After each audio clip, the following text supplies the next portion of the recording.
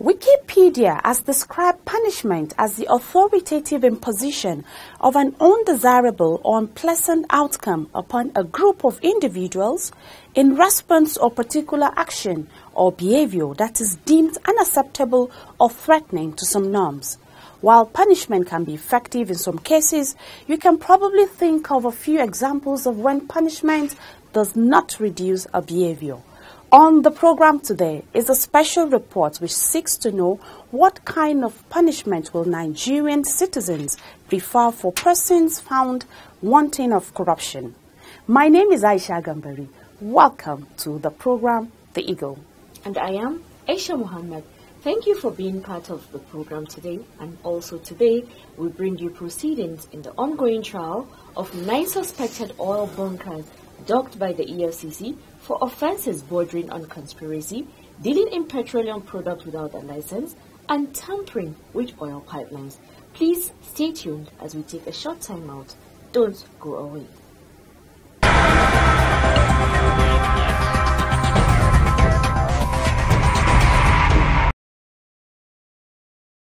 Acting Chairman of the Economic and Financial Crimes Commission, EFCC, Ibrahim Magu, has called on the media to truly complement the work of the anti-graft agencies, describing the role of the media as vital in the fight against corruption in Nigeria.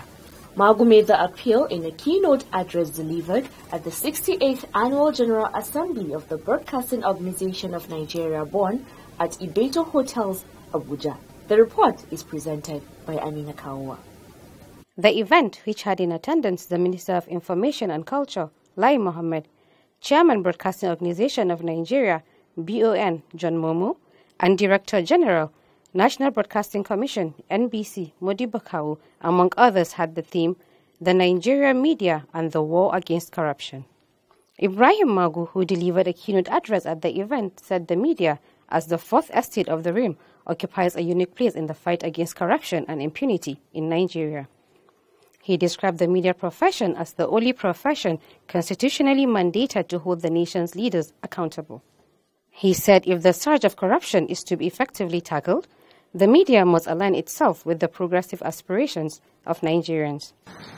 Unlike other professions, the media occupy a unique place in the fight against corruption and impunity in Nigeria. As the first estate of realm, the media is the only profession that is constitutionally mandated to hold the nation leaders to account. How has the media fared in the discharge of this sacred mandate?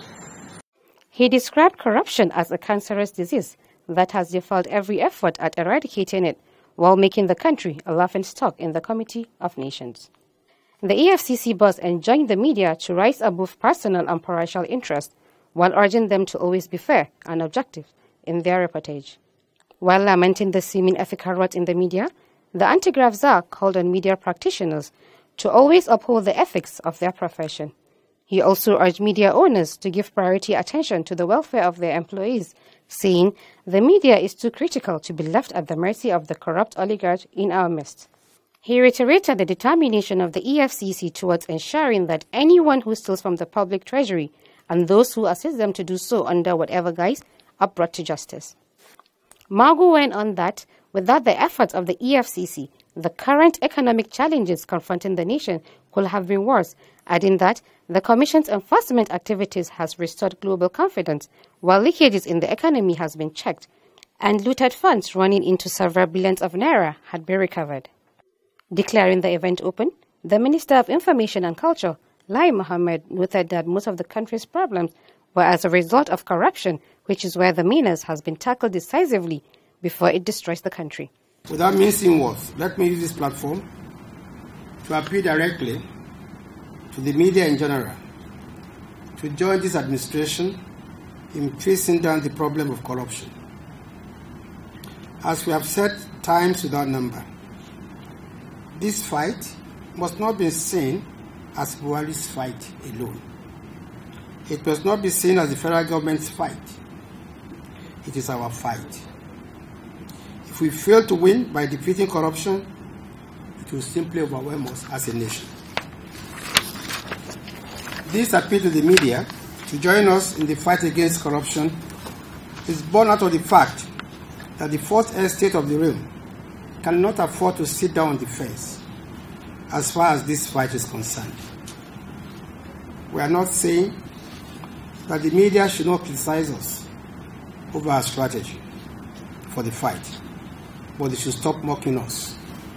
The minister appealed to the media to stop mocking the federal government and support the war against corruption.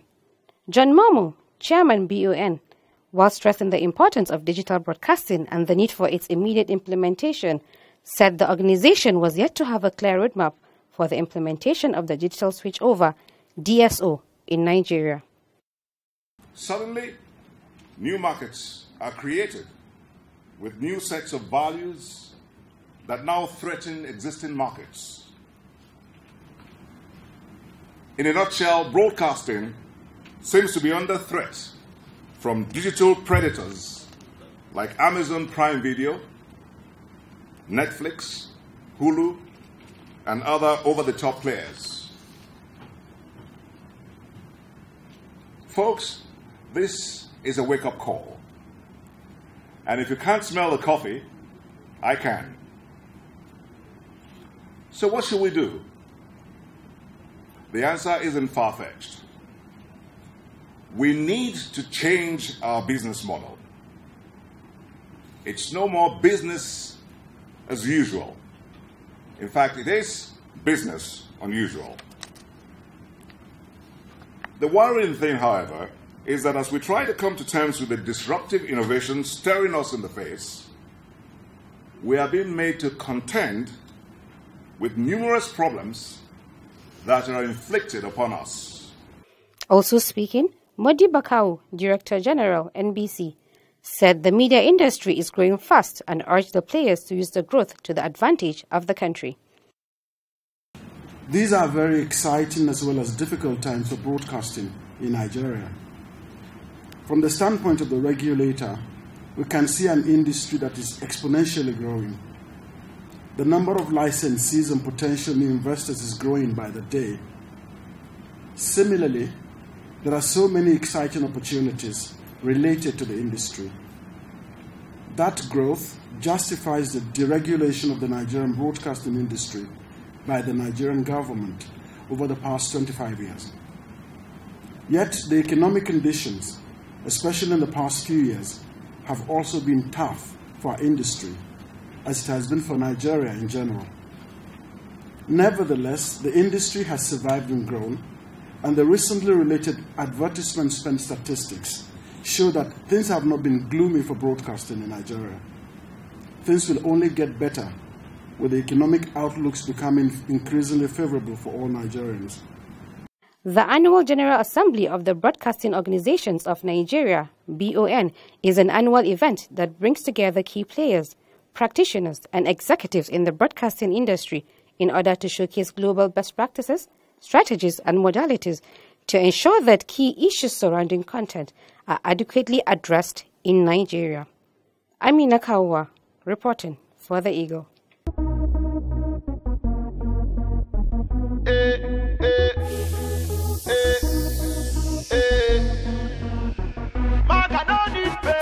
For me to buy correct motor, for me to take make my dough, Maga don't need pay. Maga don't need pay. Reminiscing as I walk to my car, thinking about how we used to be. For Ekoma, I did ride Okada, and most times I did so carry. I wanted to change the way I live, but I didn't have to do those things. Now I'm rolling VIP, and all the girls wanna be like me.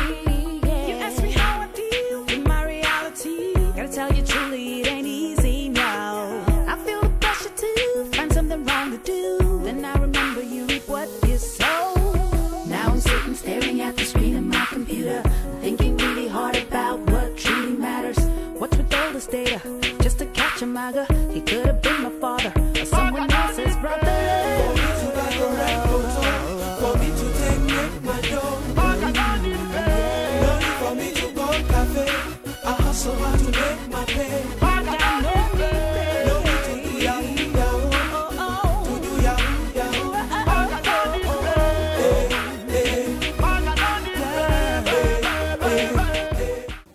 Thank you for staying tuned.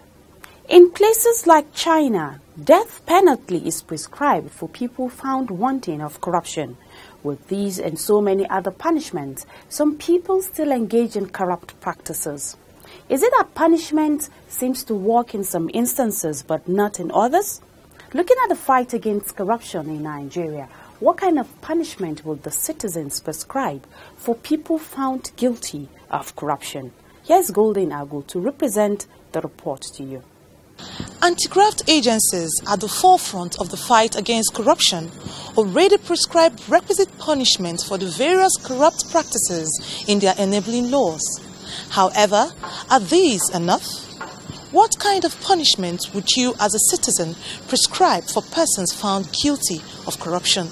Let us find out what Nigerians think. Corrupt people, corrupt persons, they should go to life imprisonment. Like what the government is doing now, I appreciate that. Every corrupt person, civil servants, private people that are working in private establishments, if you are caught, I advise the government to send you to courts, and when court sentences you, you should go to life imprisonment.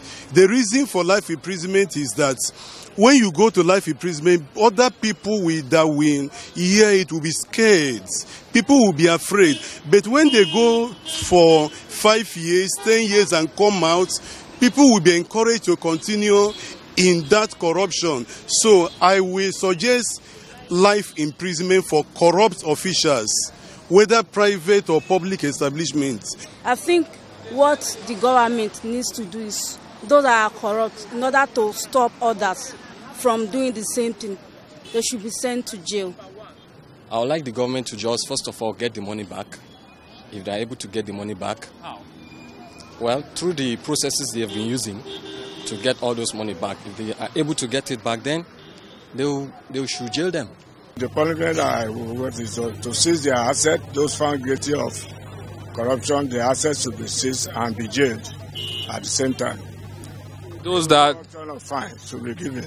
Although a lot of people prescribed different jail terms in addition to plea bargaining, Israel Okoyomo, however, has a different opinion. I think the best punishment for a corrupt person, and someone like, say for example, someone that steals money, I think we should use the China method in this country.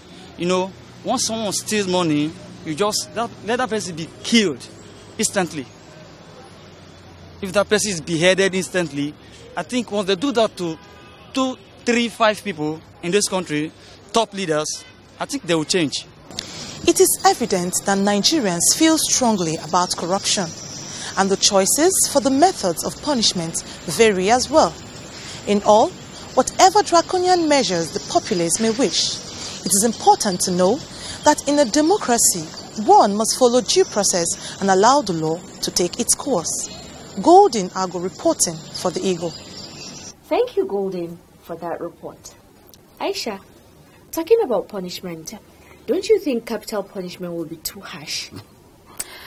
Yes, Aisha, I don't support death penalty too. There are other ways of punishing those offenders than taking their lives. I think I will support a severe punishment like life imprisonment, just like one of the respondents rightly mentioned. And in addition to that, the proceeds of crime should be confiscated.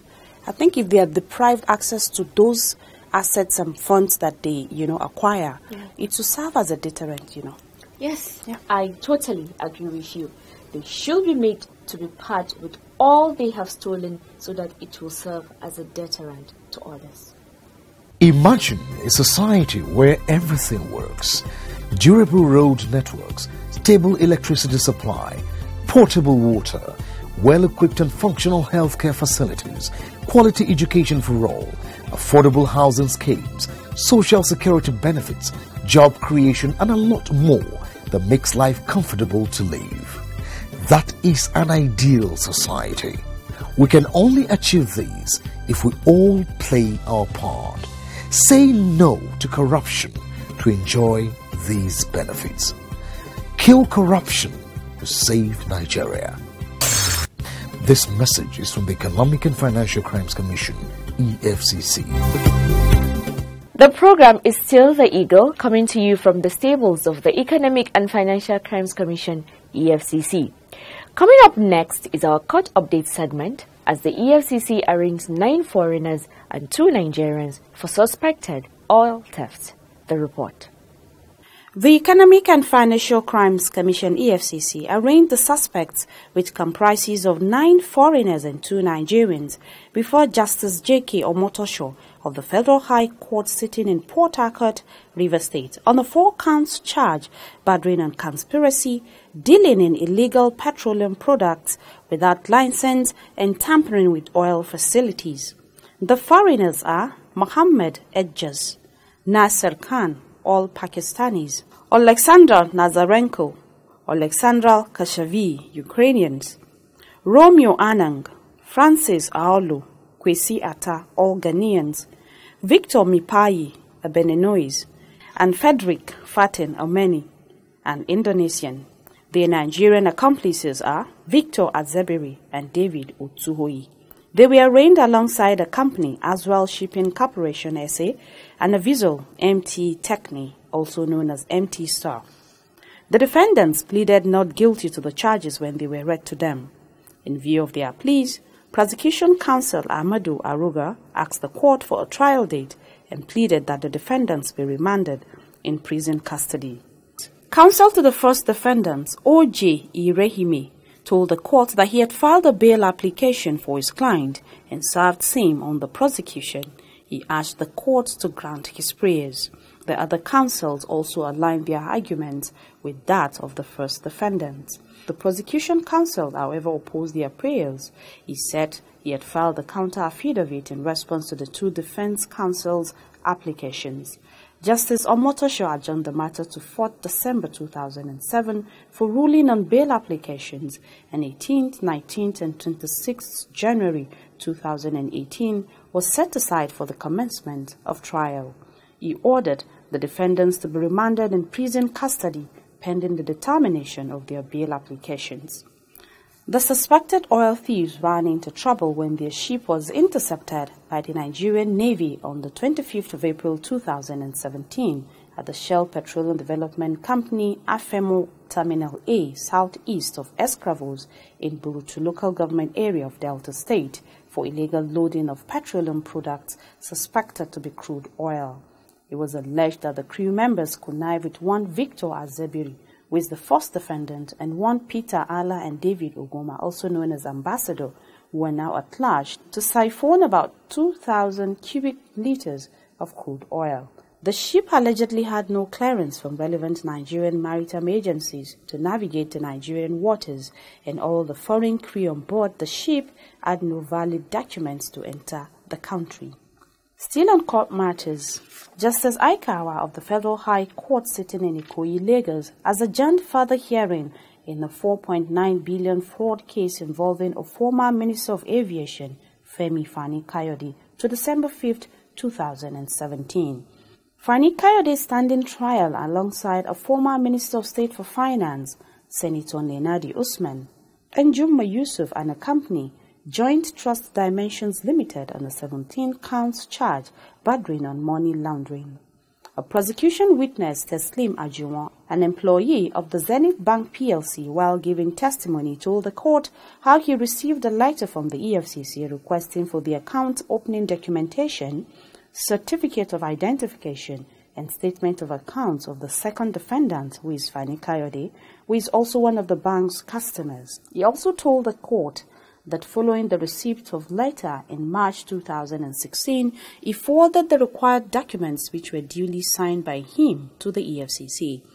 The prosecution counsel, Rotimi Oyedepo, thereafter sought to tender in evidence the letter received from Zenith Bank dated March 24, 2016, as well as a statement of account in the name of Femi Fani-Kayode.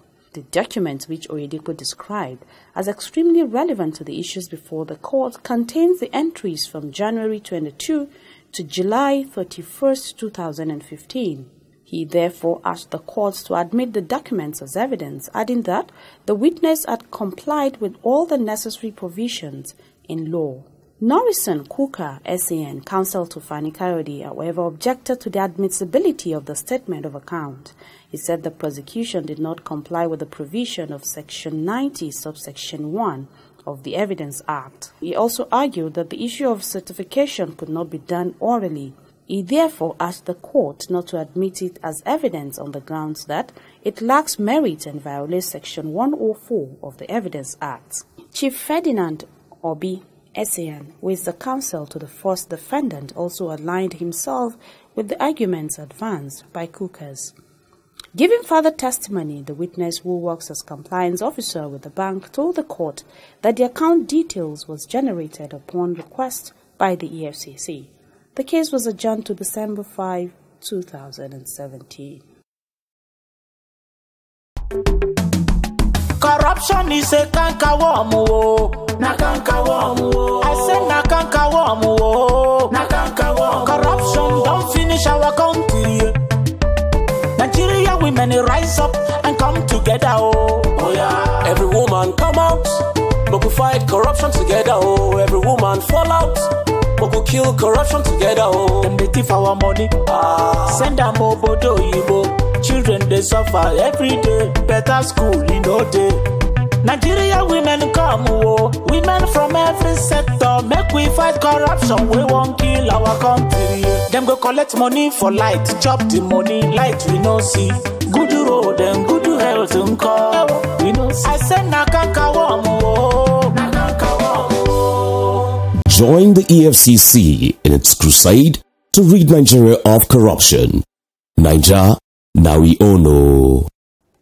Viewer, that's how far we can take on today's edition of the program, The Eagle. Please don't forget to send your feedback to us via theeagle@efccnigeria.org. And if you have missed any part of this program, or you want to see any previous edition of this program, just log on to youtube.com/official EFCC to catch up with us. You can also search for us on Google Plus at Official EFCC or Official EFCCNG@gmail.com. Don't forget to also like our page on Facebook.com/Official EFCC or follow us on Twitter @Official EFCC. I am Aisha Muhammad, hoping to see you next week, God's willing. Bye-bye. My name is Aisha Gambari. Be part of the change that you desire in this country. God bless Nigeria.